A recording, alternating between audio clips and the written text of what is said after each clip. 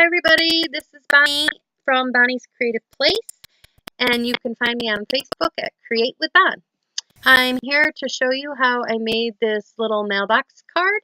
I want to thank everybody for all your support and love and everything when you saw this on my blog. It was great, and I can't wait to show you how we did this. So I have a piece of cardstock here that is 8.5 by 5.5.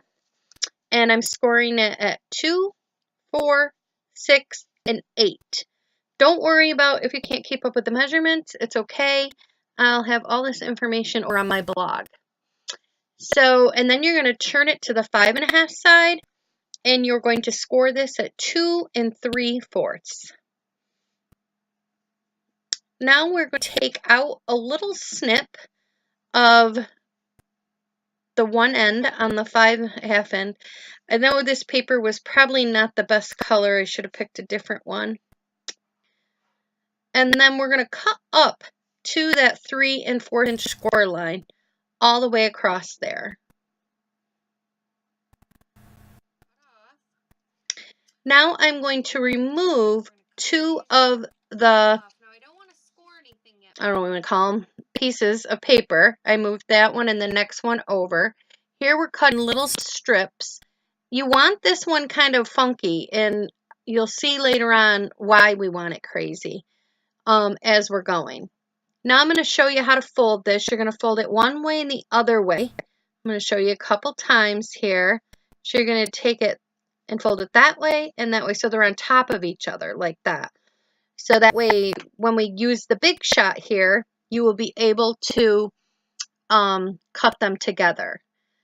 There's 2 sizes here. I think the bigger one, I'm not 100% sure, is 2 by 3.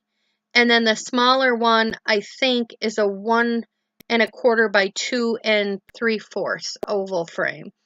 And for this part, we're going to end up using the 2 by 3. Now what you want to do here is you want to take your oval, you want to line up kind of the biggest part in the middle there. You want to find the center part, and we're going to line this up, and then we're going to take and use Post-it notes. I didn't use a magnetic plate because I didn't know if it would really go through and hold with the double layer. And this will cut through both layers. And the next thing I'm going to do is I'm going to take one of the plates and I'm going to line it up across where the score line is. So you'll see here, putting that in and lining it right up with that score line. Don't go past that score line, because if you do, you'll be cutting the whole thing out. And we only want the top half. And here you can see that it leaves a little bit, but it's still okay. It looks really cute. So you're going to snip both of these off.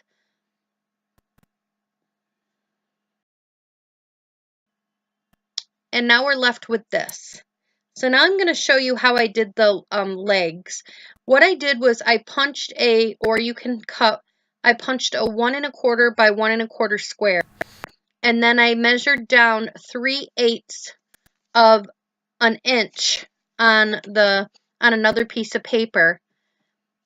If you don't go 3/8 of an inch, like I did on my sample, I didn't do 3/8 of an inch, your paper for these measurements for the DSP and stuff will be off. But if you do this process and you actually cut it at 3/8 of an inch down, then your measurements will all fit mine. So then I take a pencil and I outline the outside of this square. I'm trying to center it here. You don't have to be perfect, but you know, pretty close.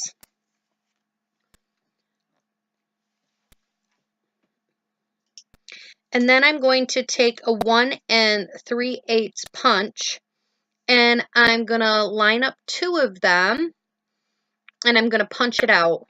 I'm going to use the little, sorry, I went off camera there. I'm going to use what I traced as my template. And then I'm going to repeat this with the other 2, but only doing going through one at a time. If you don't have a 1 1/4 inch punch, then go ahead and use a framelit but it has to be 1 1/4 by 1 1/4, or what you have, but then you're just going to have to change the measurements on your designer series paper. So this is where I'm going to show you how we have that slit there, because that's one of your legs. If you had left that hole down, then you would have seen, I'm scoring everything right now, you'll see a piece of leg sticking out. But by cutting it kind of crazy, a little bigger than the other one, it doesn't show as much. And that's why it kind of lines up. If you don't cut it right, you can always trim it. It's not a big deal.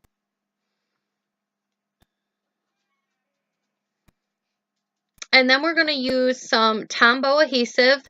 That's my favorite glue to apply down on when I'm putting paper pieces and 3D items together. It's a real quick, fast drying glue. And if you lay this right flat, it should reach right over. As you see here, it lays right down flat and nice and smooth. And now you have your shell of your little mailbox. And I'm just making sure it's all sealed good there. Sorry, I was off camera again.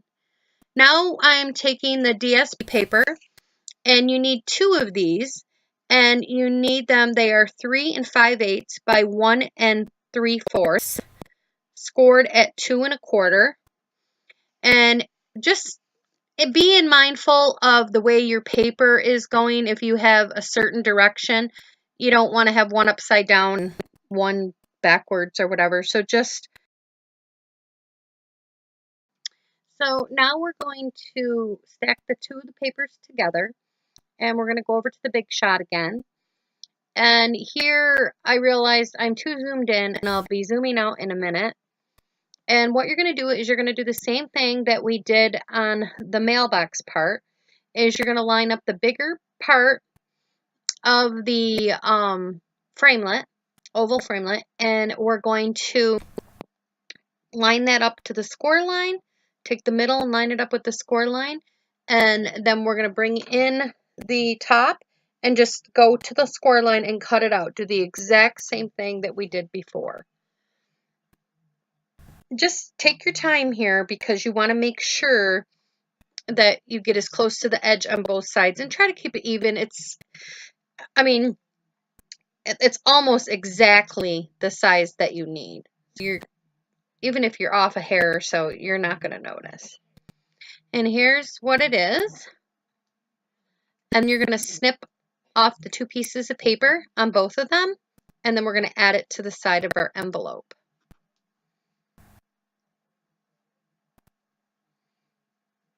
And I'm just snipping right at the score line. And I'm measuring this up with the top, very top of the mailbox score line, not at the bottom, but at the top part. I'm going to use Tombow adhesive because I like this and it dries quick and it gives you a little wiggle room. And I'm going to add this down on both sides, put both sides on. Now you have your shell of your little mailbox with the outside. For this piece of DSP or white cardstock, whatever you want, you're going to need 2 of these. Now I'm using Whisper White for the back, and then I use that striped one for the front, because this is where you could sign your card. I put Be Mine on there. These pieces are 1 3/4 by 2 1/4.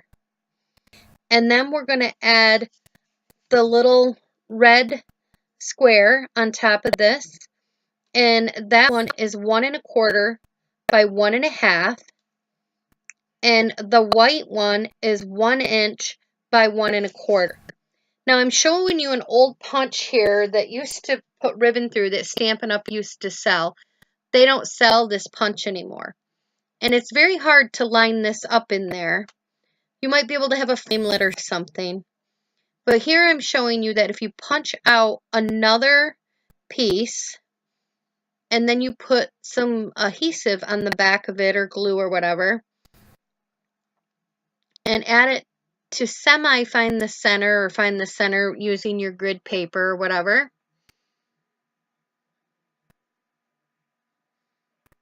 and kind of find your center.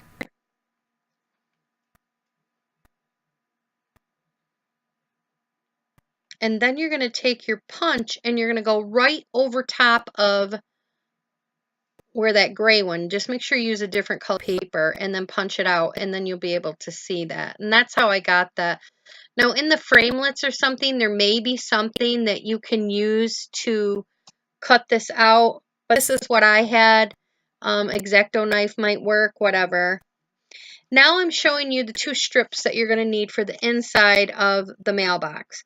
I used 2 strips that were 2 1/4 by 3, and then it's 1 piece by 2 1/4 by 3, and then you score on each end a 1/2 inch, and then you're going to put it back in, and on the 2 1/2 inch side you're going to cut it in half at 1 1/4, so you're going to end up with 2 pieces. And here I'm going and I'm just scoring the end of these. You can use whatever adhesive you want. You could use Fast Fuse, the tape runner, or you could use any of the score tape or whatever. I'm just using the tape runner here, and I'm putting it in. And you could see I'm just showing you here where I put it, and then I'm going to squish it together because I put it in there very lightly. And then I'm going to go and I'm going to put the other one in so you can see what it looks like.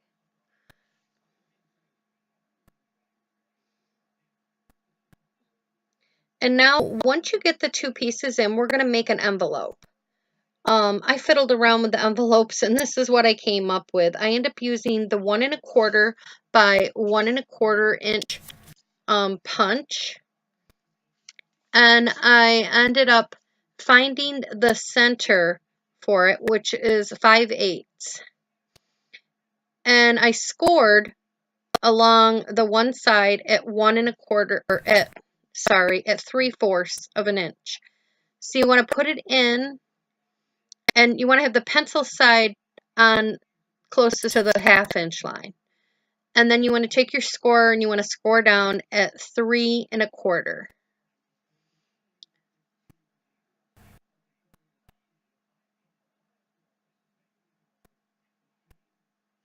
And then you're going to cut up to your pencil mark from the score line up to your pencil mark. And it might be even good to fold that because I've screwed some up a little bit, not being able to see where the score mark was. So just fold it up and then cut. And now you get this like envelope. And then if you fold it down, I put a little bit of a snail or some type of glue in there to help hold it, so it looks like an envelope. And then I'm going to put a little heart, enamel heart on there.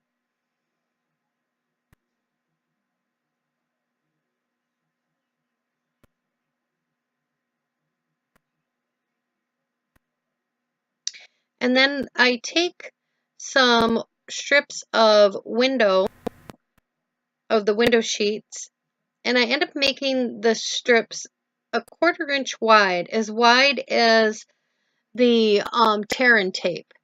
And I put in mine, I ended up putting 10 of these in there. And I ended up getting a couple per sheet. You don't really need them real long, so I ended up actually cutting a few of these down. I put a little bit of score tape at the top of it, and I peel it off, and then I add the little envelope on top.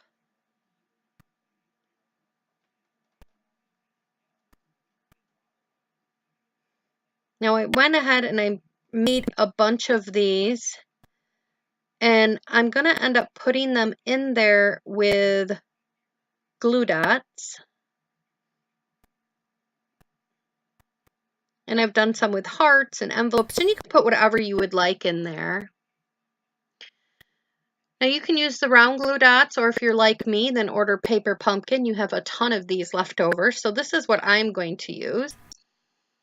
And I'm going to take the 2 small ones first, and I'm going to put them in the front. I'm going to do a few of these, and then I'm going to fast forward this.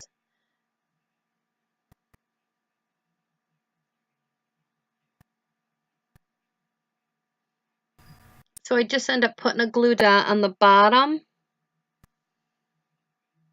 and you could put them in wherever you want. I'm putting these 2 small ones right in front, in the very front. And it's really hard to show you a good angle, getting my hands in there. I usually reach up from the bottom.